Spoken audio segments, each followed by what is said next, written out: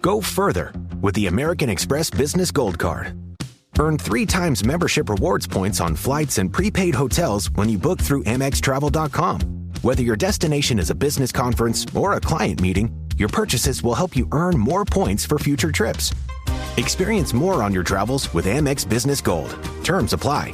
Learn more at americanexpress.com/business-gold. Amex Business Gold Card. Built for business by American Express. It's time for basketball, and Uber Eats is dropping deals on game day favorites to keep you locked in on the action.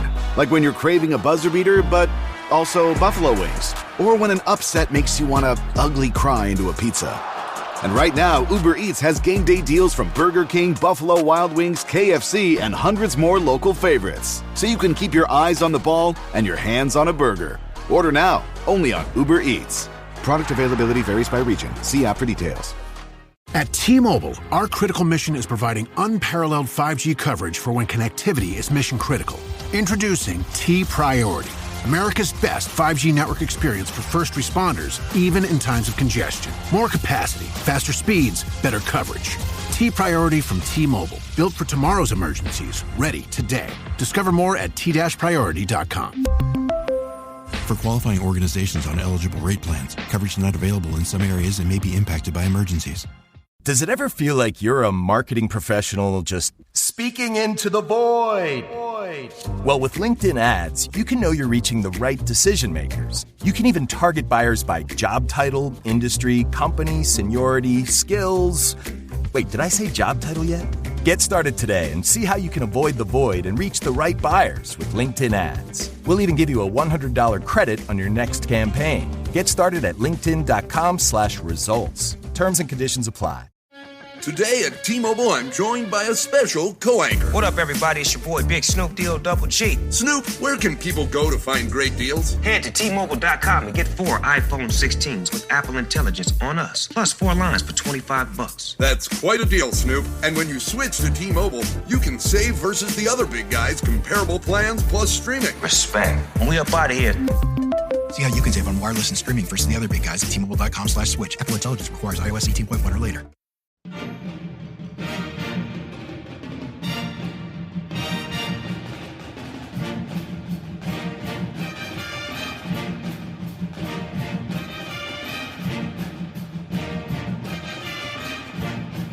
Hey there, Duke fans. Episode 709 of the DBR podcast. Jason Evans here, joined by my buddy. I am nobody's bunny. I'm a rabbit. Roger Rabbit. Oh, my God. Joined by my buddy, Donald Wine. It is 9:40 p.m. in the evening on Sunday night. We are still recovering from about 5 hours ago as the Blue Devils throttled the Baylor Bears to advance to the Sweet 16. The final score, 89-66, a 23-point victory. Donald, I will be doing a lot of stats, a lot of numbers throughout this podcast. It is worth noting, by the way, that we do not yet know who Duke will be playing. The Oregon and Arizona game is just about to tip off, I think, in just a couple minutes. So we don't know who Duke will be playing yet. And the second round, or the round of 32, whatever the NCAA calls it at this point, is not yet complete. So I could be wrong about some of these stats. But one stat I want to throw at you from the very beginning, from the start, is the total number of teams. Then actually, I should say the name of all the teams that won their second round game by more than 15 points. You ready? Here's the list. Duke. And that's it. A very, very impressive win for our Blue Devils. I just want folks to know really quick so they're prepared for what's coming over the next several days, Donald. So tonight, obviously, we're recapping this game. We are not going to touch what comes next. Tomorrow, Monday, you may be listening to this on Monday. At some point on Monday, we hope to get to you an episode where we're going to sit down with Jordan Brenner. He's been on several times this year. Brilliant, great analyst of Duke basketball, and also the author of The Athletics articles about busting brackets and bracket breakers and upsets and giant killers, all that kind of stuff. I'm going to have an interesting conversation with Jordan about the fact that this has been a very scratchy tournament so far. So we want to talk to Jordan about that stuff. And then coming your way probably on Tuesday, maybe Wednesday, Donald and I will have our preview of the Oregon-Arizona game. Going to bring you a lot of content here as we lead up to the Sweet 16. Donald, any comments about any of that stuff that I just said? Or do you want to get a worded edgewise here occasionally? I I just brought, two pairs of shoes, two pairs of dancing shoes. And the great thing is, thanks to the men and to the women, we get to use them both next week. So everybody, continue dancing. Enjoy this. We said it's not the destination, it's the journey. The destination is going to be sweet if we get there, but the journey is going to be just as sweet. So keep on dancing, because I promise you, there are certain teams tonight that wish they were. I love it. I like that a lot. Hey, let's begin our recap as we always do with the headlines, folks.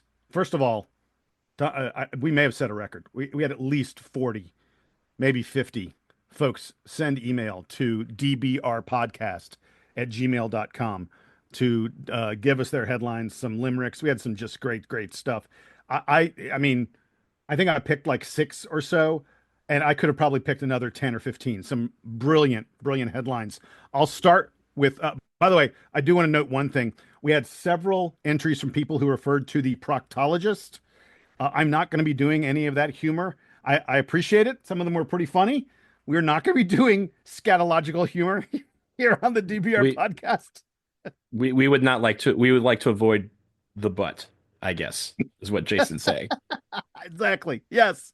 But I will start with one from Roger Moore. In fact, this was the very first one that got sent in. I think it got sent at exactly the moment the game ended. Roger Moore sent us Primetime Proctor, and next we need Showtime Slim.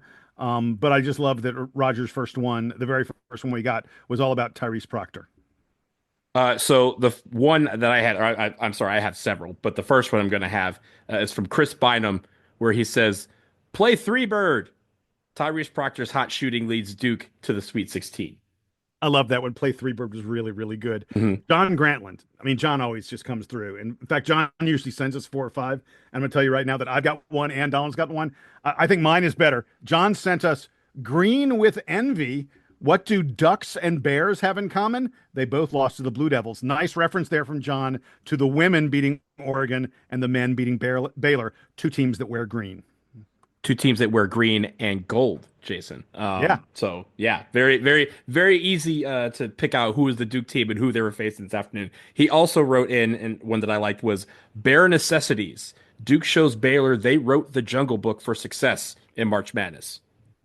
I love it when our listeners point out, not intentionally, but just in their comments, that they are someone who listens to this podcast religiously.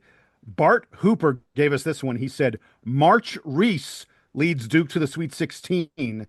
That is a clear reference to March Roach that you and I have spoken about many times. We are now this year getting a fun piece of March Reese.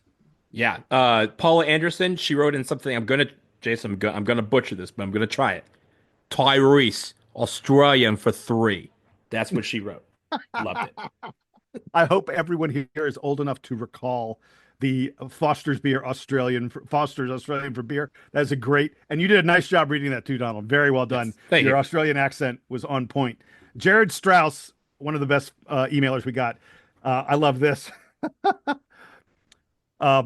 Proctor's too hot. Defense is too cold. Duke is just right against the Bears. Little Goldilocks theme there from Jared Strauss. Very nicely done, Jared. Our very own Scott Rich, 6th man of the year. He didn't write this in. He texted it to us. So just to be clear, but he got it in after the game, so it still counts. He has our number. Some of you guys out there don't. But this is what he wrote. Roach's return resoundingly rejected, punctuated by Proctor's precision and Foster finding flow. He used alliteration in 3 different letters, Jason, and I read that once. I did great. I'm retired from alliteration. Speaking of alliteration, Mark Esselstein gave us practically perfect. Proctor buries the Baylor Bears. He only used 2 letters in his alliteration, so it's not quite as good as Scott's. Still great, because it talks about a win. The final one, Jason, that I have is from David Goldsmith, and he wrote, Duke cruises to a win by Omir 23, which I think was brilliant if you say it right. All right, so my last one, I love this. So Jacob Franks sent us one where he wrote Tyrese for three with an exclamation point. And then he wrote Tyrese for three with two exclamation points. He wrote it 7 times. Tyrese for three. And then with 7 exclamation points at the end. And then he closed by saying, "Are you not entertained?" Oh, yes. Oh, yes, Jacob. I was quite entertained by Tyrese Proctor raining threes on the Baylor Bears.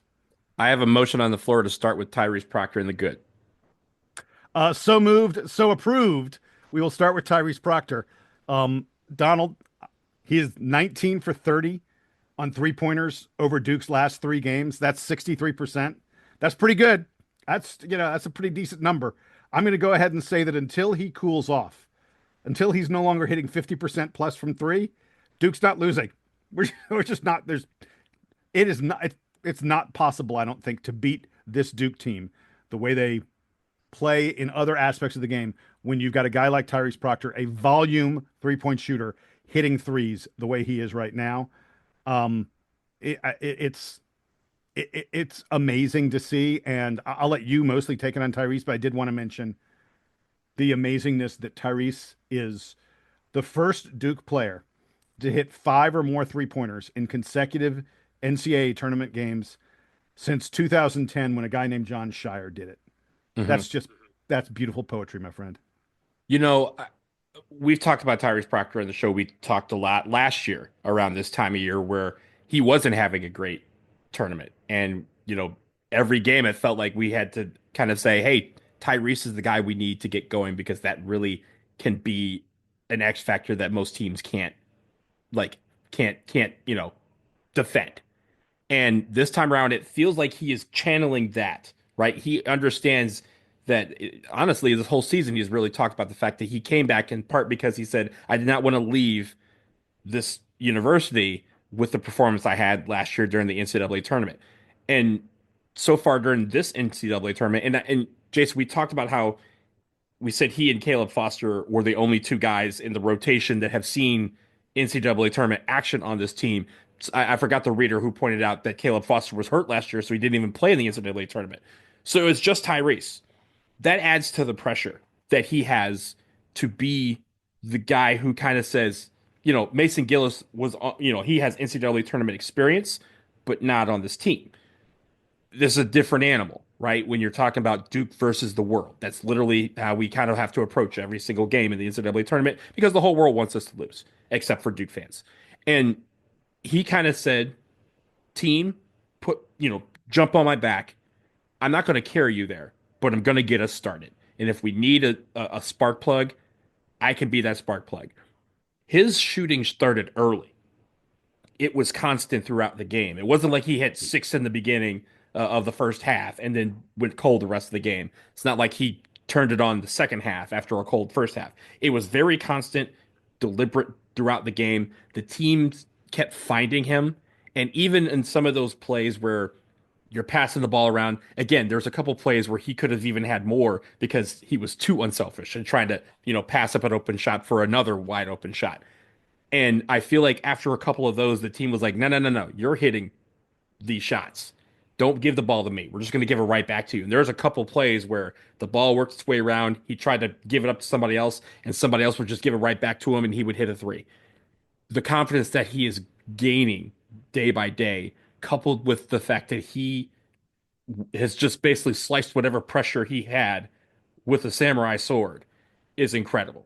And I think that is why this team is responding so well. And it's, of course, it's not just the shooting, it's the defense too, right? It's the fact that he's keeping, some of the best point guards in this country in front of him and making sure that they have a terrible day at the office while he has a great one. Well, speaking of that, I want to talk about the defense for a moment.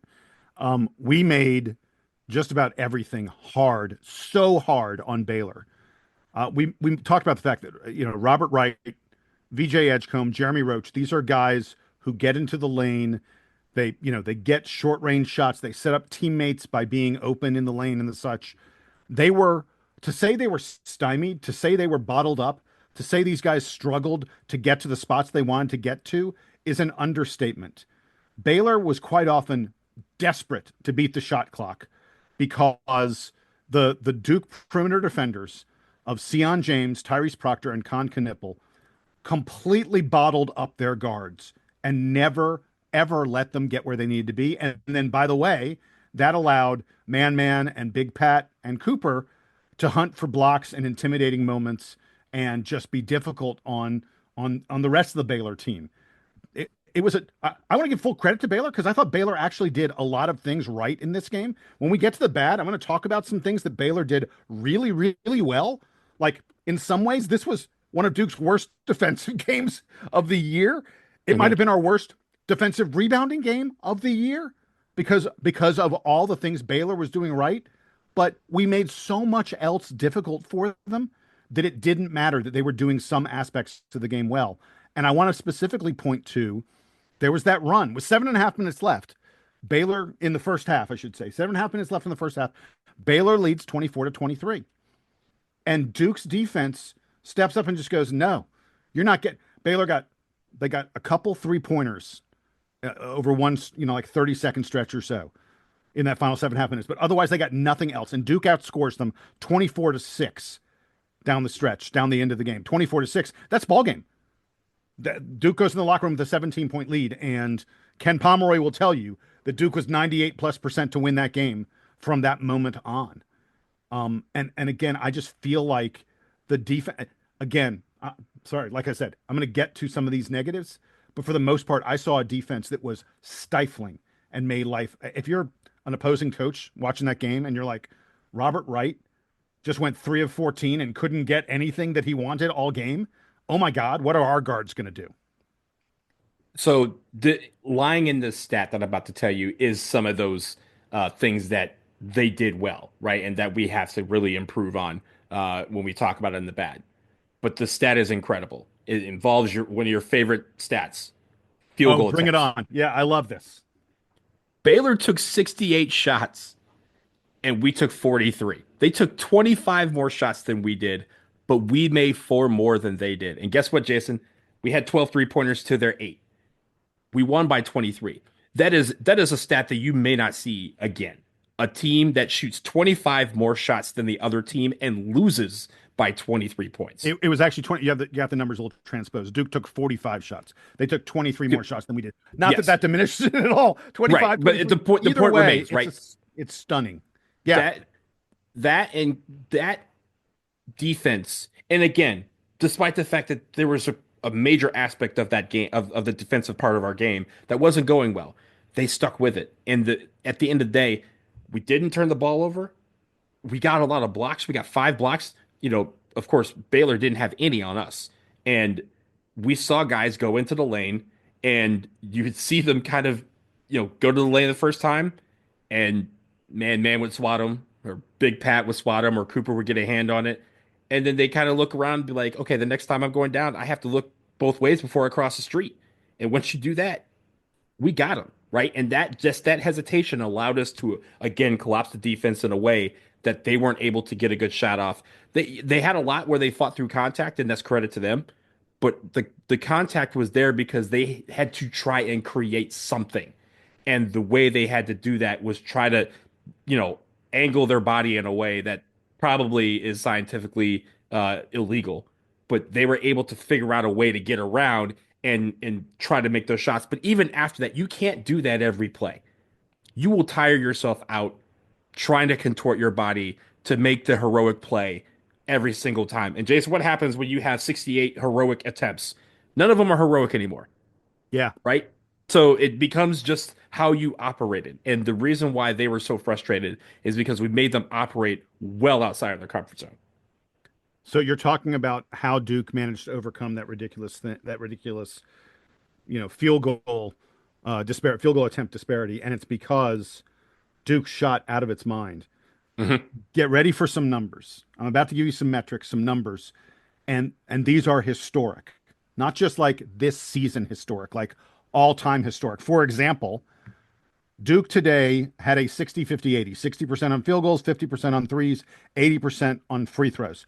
A 60-50-80 game while committing 6 turnovers or less. We're the first team in NCAA history, NCAA tournament history, I should say, to ever achieve that. A 60-50-80 with 6 turnovers left. First time it's ever been done. Period. End of story. Not like first time since 1977. No. First time ever that a team has done that. Duke's effective field goal percentage in this game, meaning if you combine twos and threes and threes get a 50% boost because they're worth more. Duke's effective field goal percentage in this game was 77.8%. That is far and away. I mean, that's like, yeah, folks, you can't see it. Donald just made an ugly face. 77.8 on effective field goal percentage. That's far and away our best of the year. The next closest, you remember the game against Stanford? We scored like 106 points against Stanford, like everything was going in. We had an effective field goal percentage of 73% against Stanford, 77 point, almost 5 percentage points better in this game. In fact, according to Connor O'Neill, a great follow on Twitter, Connor O'Neill, great. I've met Connor several times, at press events. Connor's a fabulous guy covering Duke. Good dude. Yeah, for sure. Yeah. Connor O'Neill says that this was Duke's highest effective field goal percentage since the first game of the 2013-2014 season, when they scored 111 points against Davidson, and we had an effective field goal percentage in that game of 82.4%. Baylor in the NCAA tournament, a little bit better than Davidson in 2013. I'm just going to go ahead and say it. It is unbelievable what Duke did today. And I'm going to continue for a moment, if I can, with some more of the absurd offensive statistics. So Duke scored 1.5 points per possession today, which is just absurd. It's ridiculous. Mm-hmm. It's the highest points per possession posted by any team in the NCAA tournament since 2016. You may remember the national Final Four game. Villanova beat Oklahoma by like 40 points. That's the 2016 is the last time someone had 1.5 points per possession. And Jason, yeah, it actually was higher. The reason why it's 1.5 is because the last 5 minutes we kind of missed like 5 or 6 shots in a row. It was actually 1.667 until like the under 4 TV timeout in the second half. Well, that's just ridiculous. That's crazy. So Duke has 21 wins this season by 20 or more points. We've won 21 of our games by 20 plus points. That is the second most by any Division I team this century. The second most of anyone this century. Back in 2016-17, Gonzaga beat their opponents by 20 plus points 23 times on the season. And the last team to do it prior to that Gonzaga team was the Duke team in 98-99. We talk about the 99 Dukies all the time. They had 24 wins by 20 plus points. I would like to point out that the current Duke team has games left where they could surpass the 23 and 20. They've done it 21 times. They could surpass the 23 of Gonzaga and the 24 of the 99 Duke team. We're talking historic juggernauts. And that is what the current Duke team has been doing. And again, we've talked about Tyrese Proctor. I think it's spread out throughout the entire team. I just want to note somebody that maybe usually doesn't get second billing. He didn't have the best game, right, of everybody on the team, but he had a statistical anomaly. Mason Gillis had 6 points, 4 rebounds, 1 steal, and a plus 26, which was the highest on the team in just 18 minutes and 46 seconds of game time. That shows you again that we weren't calling on him to score, and he hit a 3, right? He hit a couple of shots. He had 2 threes, yeah. He had 2 threes. And again, in rhythm of the offense, but it's not like we were looking for him to create. He was getting rebounds. He was in people's faces. Again, he got the 1 steal. And the fact that we were able to continue to extend this lead when he was on the floor, and it's not just him, right? The whole team was clicking when the second guy, the 6-second unit was in. And I appreciate the fact that, again, we have a couple guys, right? We have the Cooper Flags, maybe Con Knipple, maybe Tyrese Proctor. Between those 3, sometimes 2 or even 3 of them get hot in the game or they score a lot of points. We count on them for the bulk of what we do. We may count on, man for blocks and defense. We may count on Big Pat for blocks and defense. We may count on Sion for rebounds, things like that, right? But at the end of the day, all these guys know that if it's their time to do something, the other guys let them cook in doing that. And it may not be a statable thing, right? Mason Gillis, the lucky thing about the plus minus is that we can calculate the fact that when he was on the floor, Duke was really good. Duke was better than we ended up finishing, right? We won by 23 points. He was plus 26 when he was on the floor. And I think that quantifies the fact that all of these guys, when they come on the floor, it feels like together they know that the mission is clear. And they know that whatever they need to do to back each other up, they'll do. So if Cooper Flag's in foul trouble, hey man, don't worry about going for blocks and go for rebounds. I got that. Oh, hey, Tyrese, you're having a good shooting night. Let me get you in the corner where you or on the wing where your favorite spot is and get you the ball. See, and you're not having a good shooting night, right? You maybe shooting. Let's get you in the paint because that's where you're going to cook. Con, let's get you in the paint where you can either get to the rack and get the baskets, or you get fouled and you'll go to the free throw line, which we did a lot in this game. These guys can read the game so well, and it's testament to everybody on the team, right? The coaching staff gives them that trust, and these guys, use that to their advantage. The fact that they're able to read the game, unlike very few teams we've seen in years past, is why this team is can build up a steady lead, and then, like you said, bam, they go on a patent run, and then it's too late. You're already lost. Yeah, as long as we're talking about guys who deserve to get a mention, I'm going to go ahead and pluck Cooper Flag out of the air. 18, 9, and 6. That's a 10, 5, and 5 if you haven't been paying attention. He gets those.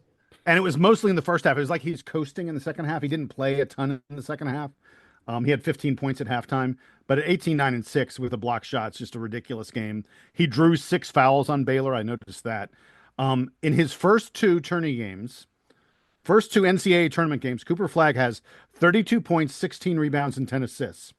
It is the first time a Duke player has had 30 plus points, 15 plus rebounds, and 10 plus assists in consecutive NCAA tournament games since Grant Hill in 1994. And I'm not sure if you noticed this on the broadcast, but at one point Grant Hill, doing the color commentary, said, "It's Cooper Flag. He's the best all-around freshman since," and Grant kind of paused for a second and he goes, "this century." Yeah. Because he didn't want to go back too far to supplant himself. But Grant, I love you, baby. But I gotta, and I'm sure Grant was thinking of the guy who wore number 33 for Duke in the early 90s as another great freshman. I love you, Grant, but I think Coop as a freshman is better than Grant Hill was as a freshman. Grant Hill as a freshman did not win ACC Player of the Year, did not win National Player of the Year, was not a All-American. In fact, he was probably the third best player on his own team behind Christian Laettner and Bobby Hurley. Whereas Cooper Flag is the best player on the team. But I just kind of love that moment when Grant was like, he's the best all-around freshman this century. Yeah, I think it was Rafferty was like, yeah, there's a guy back in the '90s that was pretty good, right? You might know him, Grant. And Grant's like, I think I know who you're talking about, and they just kind of laughed it off. But it's clear. Again, we talk about when Grant Hill, because he's the president and like CEO of USA Basketball, and the fact that he even back last summer invited him to camp and said, this dude's gonna be what everyone thinks he's gonna be. And to get to this point where, there were questions about how limited he would be in these first two games. I didn't see no limitations. None. Nope. It feels like he's inventing ways to raise the bar on himself. I promise you, and even early in the game, right? He got swiped in the eye again. He was bleeding a little bit. He had to get that taken care of. He had 2 fouls, so he had to sit for a little bit because of foul trouble. And he still managed to get a 15-5-5, right? Like that's just incredible work. And again, the way he was able to take care, because I think he had the 2 fouls, but I think that's it, right? Like I don't think he drew another foul the rest Correct. of the game. No, that's correct. The second half, he didn't have any fouls. Body control, staying in the moment, understanding what the defense is taking him, and also the fact that like I said, the machine learns. The machine learns very quickly. And when the machine learns and applies what he has learned to the game over for the rest of you, because he's able to, like, in the second half, he came out and, like you said, it felt like he coasted, but he was still active in getting everyone else involved in the game and making it where this is a team effort. And nobody's saying, I mean, if you think about it, nobody's saying this is a Cooper Flag show in this. That is unlike any freshman who could win freshman or National Player of the Year that I've ever seen in my life. So as we continue to shout out various players, I want, by the way, I don't have much to say about Con Knipple other than he goes 4 or 5 from the field and scores 12 points. he did everything right. Another beautiful, beautiful game. But I wanted to specifically mention our two primary bench guys, other than Mason Gillis, Caleb Foster and Patrick Gongba. Mhm. Caleb, 3 for 3. It appears he has moved ahead of Isaiah Evans in the rotation at this point. Like Caleb has played his way back ahead of Isaiah because Caleb was in there a lot more than Isaiah was and taking a bigger role. Caleb had a couple really, really nice drives to the bucket at big moments. Like it wasn't like Duke wins the game by 23. I tell you that Caleb Foster hit 3 out of 3. You're probably like, okay, he did that in the final 4 minutes. No, he did that early in the game. In fact, at one point, Baylor was up 1 or 2, I forget, and They were up one, and then he kind of dribbled down the lane, and all of a sudden he kind of did a little hezzy on the guy, and it yeah, had enough space where he could just basically go to the rack, and there was like three guys standing there, and all they could do is watch him lay it calmly off the glass like nobody was there. I mean, he had big buckets. Yeah. And it's just great to see that for a guy like. And by the way, 3 assists in this game, second most on the team. I love the fact that Caleb has played his way back into being a super dangerous player for us. And then Big Pat, 2 more blocks in this game. So he's got 8 blocks over his past 3 games. Big Pat is suddenly like this awesome rim protector. By the way, Man had 2 blocks as well. So our centers are blocking 4 shots a game. I mean, what are we even talking about here? Cool. And Let's do it. Let's keep doing that. yeah, and Big Pat's just so dangerous on the inside when he gets the ball. Really aggressive going after rebounds, even though he didn't have a lot of rebounds this game. He only has 2, but he was tying them up and forcing them to deal with him on the inside. It's absurd to think that this guy's Duke's third string center. I mean, there are more than half the field in the NCAA tournament right now would probably be like, that guy's starting for us. If can we get him? He'd be our starting center. And he's Duke's third string center. It's ridiculous. And I know we'll talk about it, right? Like whoever sponsored whatever butter company sponsored Duke basketball for the NCAA tournament, like fire them. Because he probably would have had, you mentioned he only had 2 rebounds. He probably had like 6 or 7. But for some of the ones that went through his hands or it was like ridiculous. squeaked out, Yeah. right? Like I know we'll talk about it again. But like again, it just goes to show you that despite the number of rebounds that he ended up with, he was all over the place. And with Caleb Foster, I go back to what I've been saying. Stay ready, so you ain't got to get ready, and you'll always be ready. That man was painted on the end of the bench 3 weeks ago. He is now making big time contributions in the NCAA tournament. This is why you always stay ready, because you never know what's going to happen. You never know when your number is going to get called, and you never know when your opportunity is going to present itself. Eminem rapped a song about it, won a Grammy, won an Oscar. But I think at the end of the day, Caleb Foster just kept staying the course. And despite the fact that things were super frustrating for him, he didn't play a game, didn't play a second in the senior game, the last game of the year in Cameron.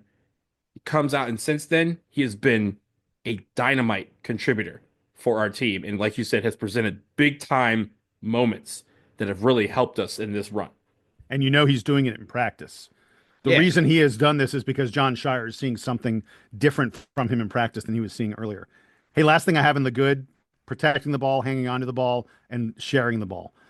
Duke has 17 assists and 6 turnovers in this game.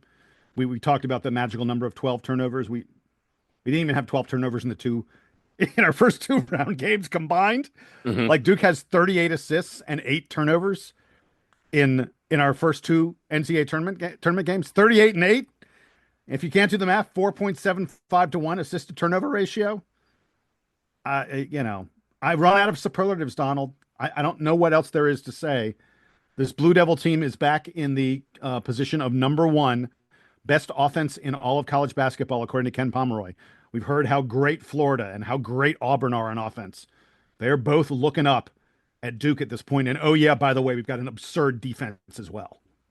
Yeah, I mean, the defense is fueling the offense. The offense is giving us momentum for the defense.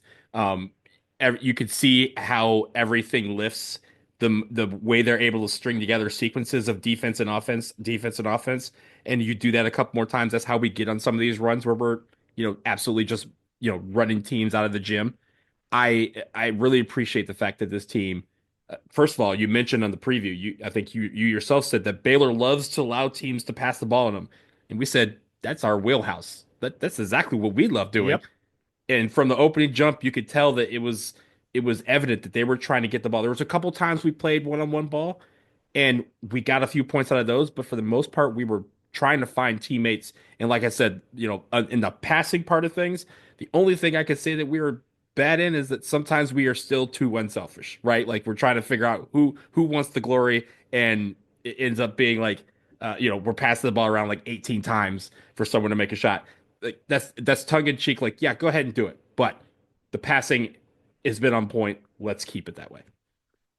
All right, with that, we're going to wrap it up for the good. We will have our a couple things in the bad coming up next. We have to talk about the Duke women, who have also advanced to the Sweet 16, and just a few general notes about what's been going on in the tournament so far. We will have all that after a quick commercial break. Hey, what's up, guys? I'm Fred Warner, linebacker for the San Francisco 49ers. Abercrombie has the new suits you need, plus all the collared shirts to go with them. The Abercrombie & Fitch Collins suit is the only suit you'll ever need for any occasion. Available in slim, classic, and athletic. Pair with a collared classic. Go with a soft, easy-to-wear sweater polo or a comfortable long-sleeve shirt. With so many different fits and fabrics, you can make a look that's completely your own. Add the Abercrombie & Fitch Collins suit and new collared shirts to every occasion this season. Shop online or in store. Business taxes. We're stressing about all the time and all the money you spent on your taxes. This is my bill? Now Business Taxes is a TurboTax small business expert who does your taxes for you and offers year-round advice at no additional cost, so you can keep more money in your business. Now this is taxes. Intuit TurboTax. Get an expert now on turbotax.com/business. Only available with TurboTax Live full service. It's always a good time to celebrate your team. With designs for every occasion, Starbucks cards are the perfect thank you for employees and clients alike. Did you know that you can easily order gift cards in bulk directly from Starbucks at StarbucksCardB2B.com? Give your team the recognition they deserve with a gift they're sure to use. They're thoughtful gifts for special occasions, events, or just because. With digital, physical, and customizable card options, gifting is made easy through StarbucksCardB2B.com. Hi, this is Debbie, your Blinds.com design consultant. Oh, wow. A real person. Yep. I am here to help you with everything from selecting the perfect window treatments Well, I've got a complicated project. Oh, not a problem. I can even schedule a professional measure and install. We can also send you samples, fast and free. I just might have to do more. Oh, okay. So the first room we're looking at is for guests. Shop Blinds.com now and save up to 45% on select styles. Blinds.com. Rules and restrictions may apply. This episode is brought to you by Progressive Insurance. Do you ever find yourself playing the budgeting game? Well, with the Name Your Price tool from Progressive, you can find options that fit your budget and potentially lower your bills. Try it at Progressive.com. Progressive Casualty Insurance Company and Affiliates. Price and coverage match limited by state law. Not available in all states.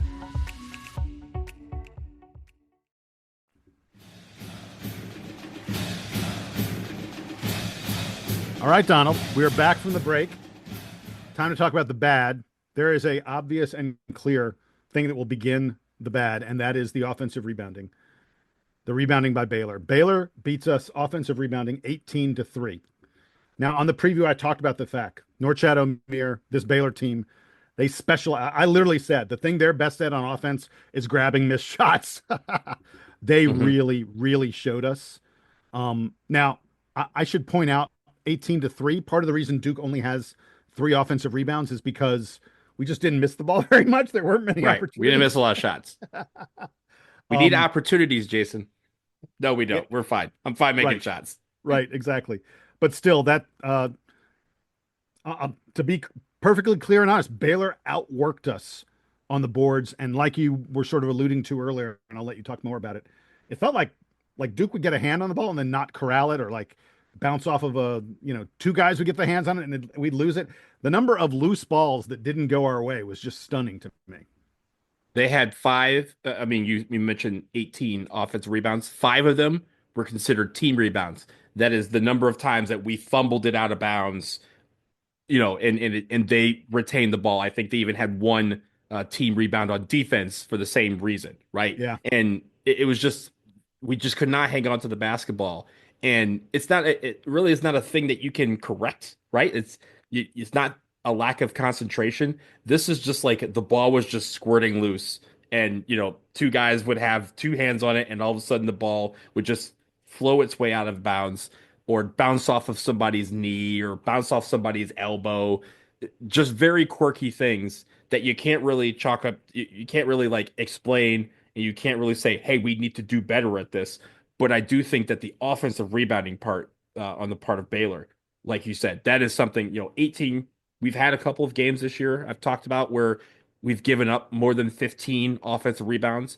And, this is the NCAA tournament. The last thing you want is for a team to be able to stick with you because you're giving them 23 more shots, opportunities to catch up. That's the only thing that I'm really super concerned about. That is the workable part. That's about getting in position. That's about, again, clearing everybody out and making sure you have the ball before you go. And I think there's a couple times where on defense we see the outlet. And again, this is about us being aggressive. So it's not it's like a bittersweet thing, right? We see the guy, Cooper Flagg's flanking, he's going to go down, or Tyrese Proctor's in the wing. If I can get this ball and get out to him real quick, it's a 2-1-0, right? We're passing it and we're throwing up an alley-oop and it's showtime. But we forget to secure the ball, right? And so we go up and we, miss the ball, or squirt side of our hands, and Baylor was able to get another opportunity. So those are little things that we can clean up. It's not about effort. That was there. It's not about execution. That was there. It's literally just about when the ball is in the air and you see it and you grab it, hold on to it. If you can hold on to it, they're taking way fewer shots and have way few. And this game is probably even more lopsided. By the way, those 18 offensive rebounds, they only converted it into 12 total points. Right. If you consider each offensive rebound to be a possession, and that's not exact, that's not perfect, but it's close. They only score 0.667 or 0.67 points per possession on offensive rebounds. So even though they were getting those boards, they weren't converting them a lot, which is unusual because usually an offensive rebound, like you're taking it right back up or something like that, or you're kicking it out for an open three. So at least even though we got hammered on the offensive boards, Baylor didn't do a lot with it. I wanted to also point out that Duke only forced 5 turnovers from Baylor this game. Baylor actually had a pretty good offensive game overall. They scored 1.12 points per possession. That's the 4th highest of any team all year against Duke. Auburn, Clemson, Notre Dame. Remember that Notre Dame game where Notre Dame was just absurdly hot? Those are the only 3 teams, the only 3 games where someone had a better points per possession than Baylor did in this game. So again, hat tip to the Baylor Bears. They were fairly decent in terms of offensive efficiency in this game. The problem is Duke was like next level in terms of our own offensive efficiency. And we forced Baylor into not a lot of possessions. It was a low possession game because Baylor was working the shot clock for so long in the hopes to get some kind of decent shot, which they rarely did. I was going to say that the number of possessions in this game was 59. That is one of the lowest slowest games that we have played all year. And it's in part because every possession that Baylor had would end up with 2 shots at minimum. If you probably calculate the number of possessions they actually had, they averaged more than 1 shot per possession. So on almost every possession, they were getting another opportunity. That slowed the game down considerably. But again, our defense came through and was able to limit the damage in that area. One other thing I wanted to mention in terms of Duke's players is that Isaiah Evans is in a pretty significant slump at this point. We mentioned that Caleb Foster has moved ahead of him in the rotation. Isaiah only plays 7 minutes this game. It's his fewest number of minutes since the NC State game in Cameron on January 27th. Basically 2 months since Isaiah, 7 minutes in the game. In his past 4 games, Isaiah's just 2 of 14 on 3-pointers. Those are big games. The ACC semifinals against UNC, the finals against Louisville, and then the 2 NCAA tournament games. Those are games where you need Isaiah Evans, and he's just 2 of 14 on threes. I'm ready for Showtime Slim to bring Showtime back to the Duke lineup. Yeah, it's absolutely needed. It gives us another weapon that another team has to deal with, and if we can get him hitting a couple more threes, again, it kind of takes the pressure off of everybody else. You don't have to worry about Con Knipple having to shoot so many You don't have to worry about Sion James having to shoot so many because he's hitting them. The last thing I had, Jason, is, and this is kind of tongue in cheek, if one more player puts their hand on the face of Cooper Flag, I am going to snap. That don't do it. That is not your face. That take your hands out of his eyeballs. This is the second time this year that we've had to deal with Cooper Flag dealing with an eye being swiped. So tongue in cheek to the rest of the field, don't do it again, or you will have to answer to me. I promise you. My last thing I have in the bad is it was sad and touching and emotional to see Jeremy Roach sitting on the Baylor bench, towel over his head, trying to compose himself as his 5-year NCAA basketball career came to an end. To Duke. I mean, the irony of Jeremy Roach's career ending against Duke, it cannot be lost on anybody. David Wallace, one of our listeners, wrote to us and said he was advocating for the play of the game to be Jeremy Roach totally faking out Cooper Flag and getting a layup and then kind of tapping Coop on the chest, nice try, Rook. Because that was a ridiculous, absurd move by Jeremy Roach. The entire crowd, which was mostly Duke fans, the entire crowd was like, ooh. It was It was more like a, yeah, we've seen that before. That's familiar. And it's worth noting, because Jeremy was at Duke last year when Cooper came and visited, I'm sure they know each other a little bit, not to say they're great friends or something like that. But when Jeremy tapped him up, it wasn't like I'm showing you up or something like that. It was like just a, hey, nice try, kid, but I've been here a little while. Yeah, I know what I'm doing. But again, my thing in the bad is seeing having Jeremy Roach go out like that. Even though I thought he played a pretty good game for Baylor, he played more than he has been lately for them, and took on a significant role and had some big shots for them, some big moments, but just wasn't enough. I was very torn, seeing us how we won and how fun a game that was, and then to see him just, melt into the arms of John Shire in the handshake line. And then they obviously didn't show that, right? That, CBS kind of cut away from it inexplicably. That's the moment bad they're call looking by for. CBS. But I can't believe, so CBS is really quick. They're showing Roach on the bench a lot in the final 30 seconds. Yeah, last 2 minutes, really. Like when he they're checked out of the constantly game. showing him. And then the handshake line, and we caught a little piece of him with Proctor and a tiny piece of him with Shire. Why wouldn't that be like one of your major? And they kept on going to Cooper Flag, just shaking random hands. Roach and Shire should have been the handshake line. CBS, bad play, CBS, bad. Yeah, and I'm glad we got to see the one with Tyrese, right? And Tyrese kind of, it felt like Roach was too emotional to do anything more. And Tyrese was like, no, man, this is bigger than basketball. Like, they're still very, very close. It's very clear. And I'm sure Jeremy Roach will be rooting for us the rest of the way, but I'm sure that he also, in a way, hates that he had to have this game, right? This is the one game that he probably didn't want. This is one of the games that John Shire probably didn't want, right? It's not like this is no disrespect to the other guys who transferred out of the program last year, but Jeremy Roach is a little bit different, right? He's one of the bridges from the Coach K era to John Shire's tenure. And he's been there. He's been the Rock. He was the 4-year starting guard. He was, as we said, March Roach. We've had those moments. And for him, I'm sure it was an emotional game for him. Clearly it was for John Shire. Even after Mount St. Mary's, he was kind of like, no. Like, I'm trying to make this Duke versus Baylor, not me versus Jeremy Roach. And they had to approach it that way. We obviously took care of business, which is great. I know that in the script for Jeremy Roach, he did not have lose to Duke in your final game. He just didn't have that. He didn't want it.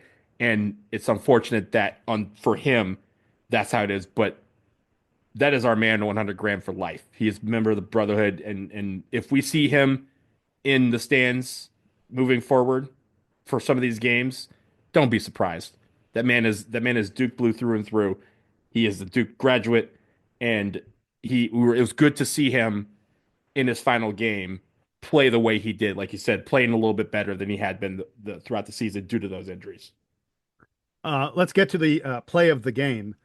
I'll go first, Donald. So with 18 minutes and 50 seconds left in the first half, a minute and 10 seconds into the game, Con Knuppel grabs the rebound. He sees Cooper Flagg racing up the wing and fires it ahead to him. And you think Cooper is about to turn the Baylor defender. There's only one Baylor defender back. You think Coop's about to turn this guy into a poster. He's about to pull a Guillermo Diaz-Graham on this poor man and send him into a grave. But no, instead, Cooper fires the ball cross court to Tyrese Proctor, who is wide open. And the first points of the game are a three-pointer from Tyrese Proctor. An ominous prediction of what would happen again and again and again and again and again and again. Go back and listen, folks. That's 6 agains plus the first one. 7 three-pointers from Tyrese Proctor. The very first of them, where Cooper Flagg decided 3 is worth more than 2. That is my play of the game. It's a great one. The only reason I didn't pick it is because, as you mentioned, it was a minute 10 into the game, and there was some basketball left to be played. I think a play that really told Baylor that it was not going to be their day, that they had a problem with everybody on the Duke lineup. And I forgot where it was, close to, I think it was during that 24-6 run. We were about to take the lead. Sion James, ball was kind of being passed around. It gets into the hands of Sion James. He dribbles around trying to find somewhere to go. And then all of a sudden, magically, a lane kind of opens up. It's not an completely open lane, but it's just enough where he can go, okay, maybe I can go into the paint and then figure something out. He goes into the paint, and then all of a sudden, he just sprung up and dunked it. And it was a very clean dunk. He was the only one in the air. It wasn't like someone anticipated. It was like, oh, this guy's going to go up. They thought he was going to go up for a layup, and he jumped one step before he would have jumped for a layup, and just all of a sudden was in the air, ball through the hoop, and he's coming down, and you could see Tyrese go all day. He said that. He's like, all day. And I was like, oh, if Sion James is able to get to the rack at will and do that, that was a shock to Baylor, saying, okay, this guy probably was 4th, 5th on the scouting report, and he just did that. We need to figure something else out. I think we came down, Tyrese hit another 3 like the next possession. We called timeout, and the route is on. But that was a play where I jumped up because I was like, that is not a game-changing play, but it is a play that told Baylor, you got to come up with something else, because Sion James is about to break your back too. The fact that guy is our 5th offensive option is just stupid. It's awesome. It's awesome, Jason. Not stupid. This is a great thing for us. It's crazy. All right, we have to do a player of the game. I searched far and wide, Donald. It was really tough to figure out who would be the player of the game. No, it was not. It was Tyrese 7-3 Proctor. That's my player of the game. How about you?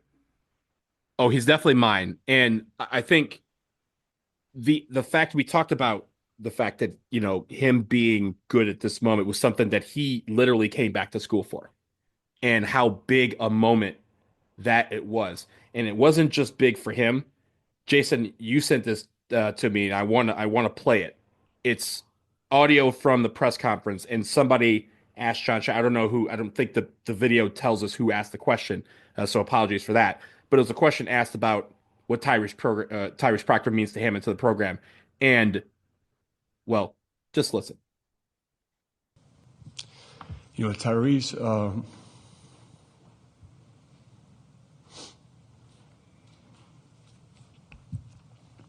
I took over in April, and Tyrese and I had a call May 31st to come a year early, and sorry.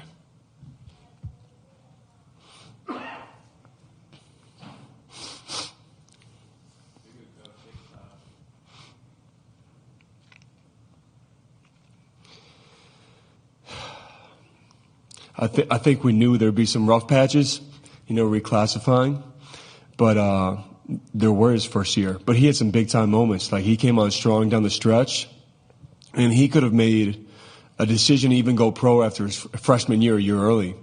And I think he and his family, his, mom and dad, they had such maturity to understand it's more important to be ready than just be drafted. And so he doubles down, comes back, huge expectations, and me and Tyrese both would say his sophomore year didn't go the way we wanted. And I think that's where it's easy to split. And I was not in a convincing mode, I think, after that season. I was just matter of fact where I saw it for him and the opportunity, and just we had honest conversations like we always do. But I think the difference is for a guy in that position to take it as opposed to making excuses or running away from it. I think that's the special part. And so for this to happen for Tyrese, to be, hitting 7 threes and to be our key guy and all that after going through all these moments, like if I'm an NBA team, I'm going after him because you have to handle adversity. And I think that speaks a lot to his character. And then obviously our relationship, and I think in this era, you guys cover this, you understand the challenges and NIL and transfer portal and all that. It's still to have the relationships you can build with a guy for 3 years and go through a lot. And I'm obviously really proud of him. Emotions. Like, why are we trying to chop onions after a game that fun? But that was an onion chopping moment. And you could tell what Tyrese Proctor means to the team, what it means to Jon Scheyer, what this moment, the fact that he's emerging in March. Again, when you see it, and he talked about some of the tough talks that they had last year when he wasn't doing well, some of the talks that he had over the course of the summer when he was coming back, and the fact that he had a dream, he had a goal. He's like, I don't want to play next March like I did this March. And to see that already happening through the ACC tournament and through the NCAA tournament so far is incredible. And you could tell that how much that lifts the team.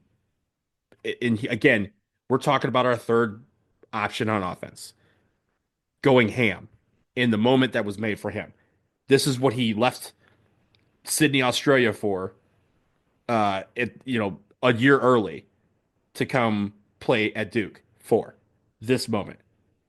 And now it's here. And now we have a chance of doing something very special led by him. And so I thought that was an important for Jon Scheyer to show that emotion about one of his players. It really, again, it kind of sums up how, all of us feel about Tyrese Proctor, and we hope and why we want so badly for this train to not stop until April 7th. Like we're doing this for guys who, in a world where people enter a program and leave within a year. Tyrese Proctor's been here 3 years, and he, along with some of the other guys who have stuck around, these are these moments that we live for. We want those guys to get the shine. I'm so glad that Tyrese Proctor's getting that shine.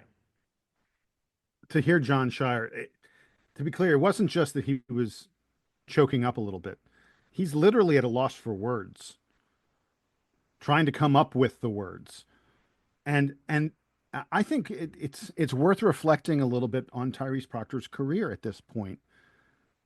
We remember that he reclassified, and he closed that freshman year that should have been his senior year in high school. He closed that year super strong in February and March. And the expectations were, Donald, you remember this, there were people projecting him absolutely as a lottery pick, maybe even as a top 5 pick in last year's NBA draft. And there's no two ways around it. His sophomore year, he struggled. He really struggled, down the final few weeks of the season. And there are a lot of guys in this modern age of absolute player movement who would have been like, I'm going someplace else. I need to I need a change of scenery. I came here early. I was supposed to be a lottery pick, and it's not working out. And Tyrese Proctor chose a different path. And I'm sure he and Jon Scheyer talked about the fact that, hey, Tyrese, you've been a point guard your whole life. Your whole life you've been a point guard. Let's try shooting guard. There are a lot of guys who would have been, Jon Scheyer would have said that to him. They would have said, hey, that's a nice idea. I'm heading someplace else. Not Tyrese Proctor. And the reward for it, for Tyrese to now have hit 19 of his past, 19 of 30 on 3-pointers over 3 games, the ACC championship game, and then the first 2 rounds of the NCAA tournament. I mean, there hasn't been a Duke player in a heater like this. I don't know. JJ Redick, maybe at some point in his career. Maybe Jon Scheyer JJ for 4 years. Yeah, Jon Scheyer for 4 years. I mean, there just haven't been. This is a crazy heater that this guy's on right now, And it's just great to see Shire reacting to it the way he is, and Tyrese Proctor. We're not going to play the sound, but Tyrese Proctor was laughing and having a very good time at the post-game news conference. People were asking him about doing things that no one has done since John Shire, and he was just cracking up about it. He thought it was hysterical. Yeah, it's great. It's terrific. And again, he had if we were still doing Player of the Week, Jason, he would be Player of the Week because that's how well he has been playing. Well, Ken Pomeroy gave him the MVP of the first 2 NCAA tournament games. So the statistically, Duke basketball roundup just gave him Player of the Game too. So there you go. Exactly. Right on par. Put us in the metrics for the NCAA tournament next year. I like it.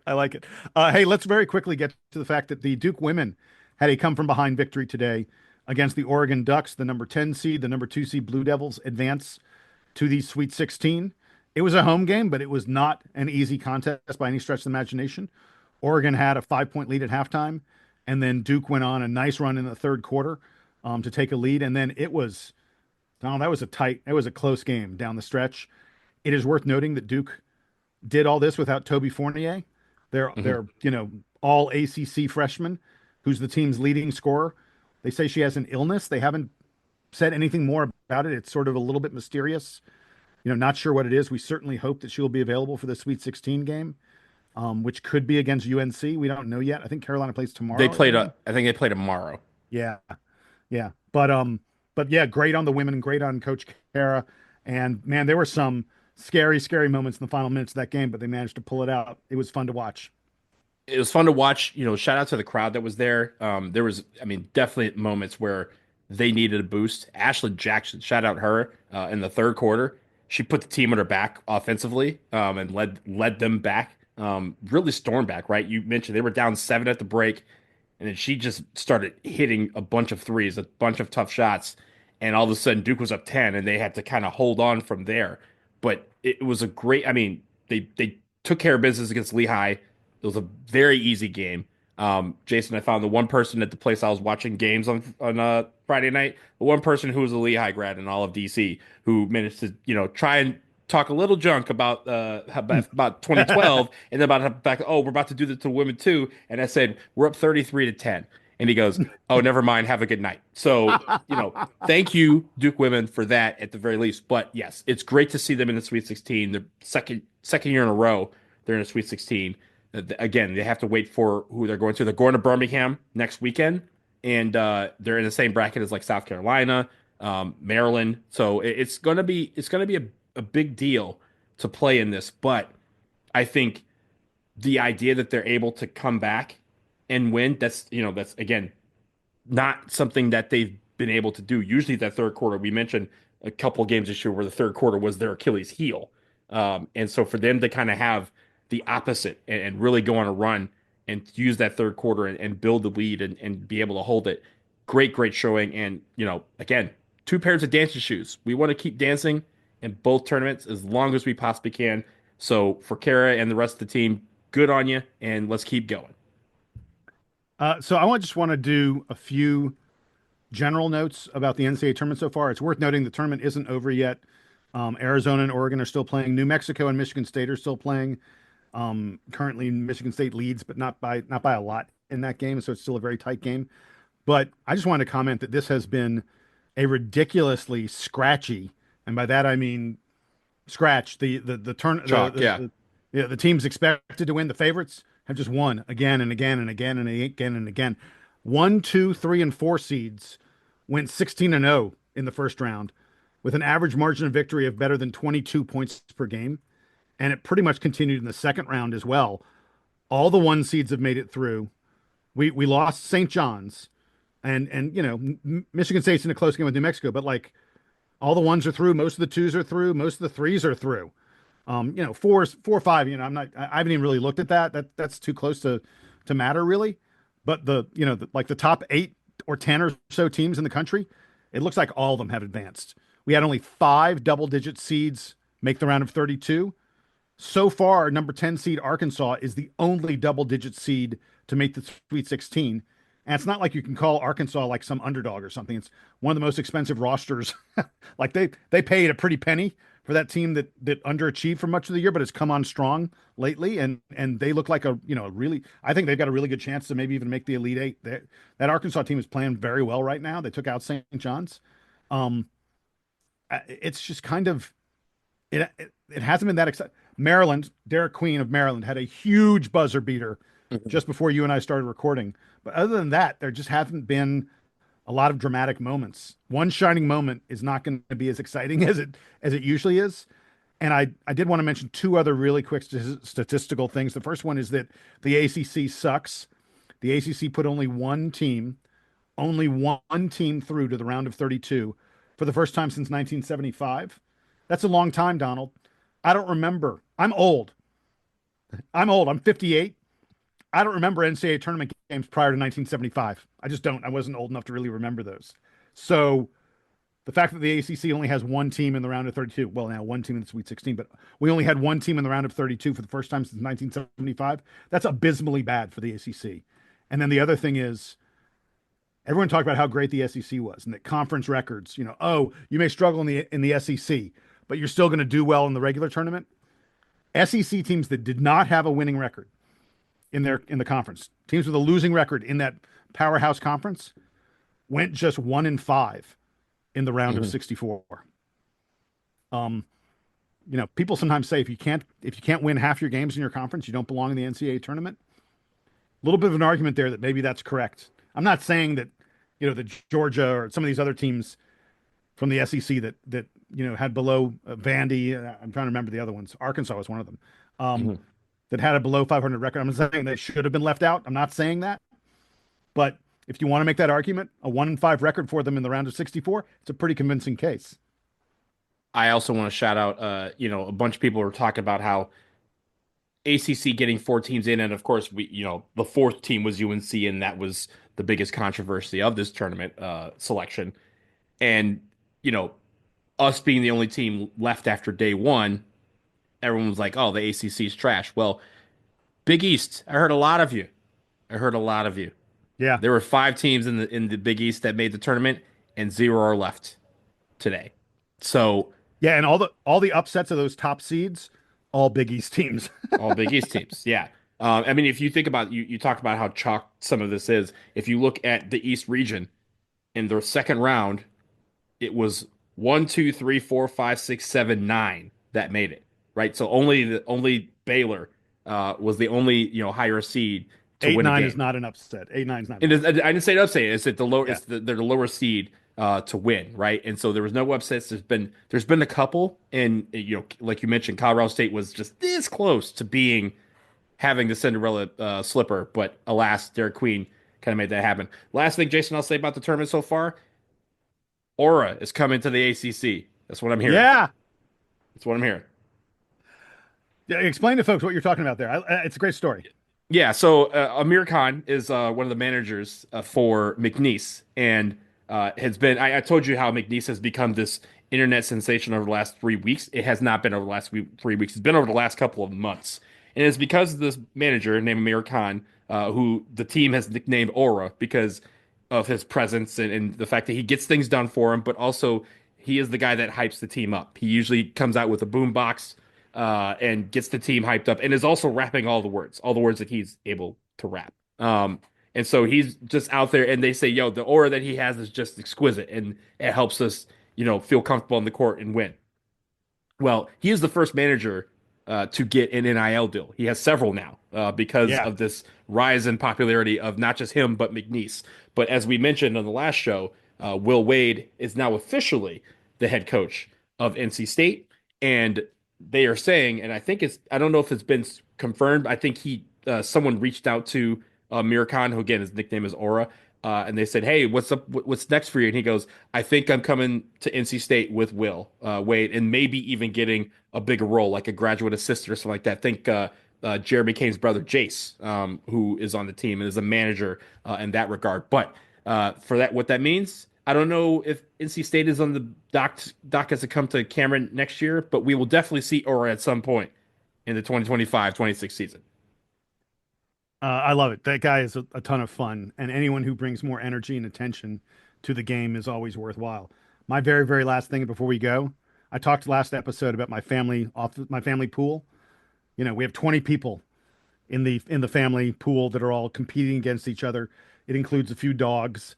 And there always has to be a theory, by the way, for how the dog is going to make his picks. Like my dog Cameron made his picks based on Cameron loves tennis balls. Like that's the thing he loves more than anything else. So he made his picks based on how teams were ranked in the tennis rankings, the National Collegiate Tennis Rankings. So that's how Cameron made his picks. In any event, I said the big deal for me was I was in first place after day one. I have bad news. I'm currently in 10th place, and I have really bad news. The person who is running away with the pool, crushing everybody right now, is my wife, Kathy. She is currently, I'm unable to live with her because she asks me every 5 minutes, have you looked at the standings? Have you looked at the standings? Get her on the show. Get her on the show. We need to hear about the inner secrets of what she had to make her tournament bracket so great so far. Man, let me tell you, she constantly talks about, she's like, I use analytics. I always pick 9s over 8s because 9 points is worth more than 8 points because we get points for the seed and stuff. I'm like, yes, I know. You've been doing this for 15 years. I'm aware of how you pick them. Stop talking to me about it. I know you're gloating right now. Yeah, the bracket that I'm in with my dad, not doing well. I mentioned after the first 3 games where I lost, Louisville in the first game of the tournament. I was like, I was on a streak where like for basically a whole day and a half, I didn't lose anything. And so my dad calls, he's like, how's your bracket looking? I'm like, it's looking great. Like I'm in 7th place. I'm just maybe a point out of like first, but everyone above us had not picked Duke to win it all. So I'm like, if Duke wins, we're straight. And then St. John's lost. And I was like, okay, St. John's was, because I had to try and differentiate my bracket from my dad who had Florida. So I picked St. John's to go all the way to the title game. Oops. Oops indeed. So we have both taken, the co-op has taken some hits. If you've watched The Wire, you know what that means. But yeah, hopefully Dukes can salvage some of it. But the other thing is, again, there's not a lot of people ahead of us that have picked Duke. So if the more Duke wins, the further we'll raise up. We're just trying to get into the podium, so to speak. So let's go Duke. What kind of a bracket what kind of a contest you in that people aren't picking Duke? In my family contest, even though they're Duke fans from my branch of the family, like everybody picks Duke. Even my brother's a Carolina fan. He's picking Duke. It's like crazy. You have to see how the other half of the country lives. This is one that my dad does out of Chicago. I don't even know who he knows in this thing. But he was like, hey, I've signed you up for this thing. I put your seed money up. You just got to give me the bracket. I'm like, okay, cool. No sweat off my back. I'll just give you one that I'm already working. And sure enough, me and my dad are the same. We like minus like 1 or 2. We had the exact same bracket. So I was like, we can't do this twice. So that's why I started tinkering with my bracket over there. And that's how we ended up like 34th place. All right. That's going to do it for us on the latest edition of the Duke Basketball Roundup DBR podcast. Like I said, we're going to have a couple episodes coming at you in the next couple days as we get ready for the Sweet 16. Donald and I, we are continuing to work. We're putting in the work as the Blue Devils continue to work as they make their way to Newark. Until then, he's Donald. I'm Jason. Here's the Duke Band playing our way to New Jersey for the Sweet 16.